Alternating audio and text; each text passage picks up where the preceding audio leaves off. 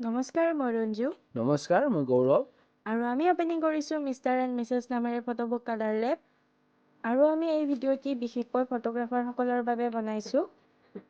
য'ত আপোনালোকে আমাৰ পৰা পাব good quality good service and quick delivery আশা ৰাখিছোঁ আপোনালোকে আমাৰ সৈতে কাম কৰি আমাক ছাপোৰ্ট কৰিব বুলি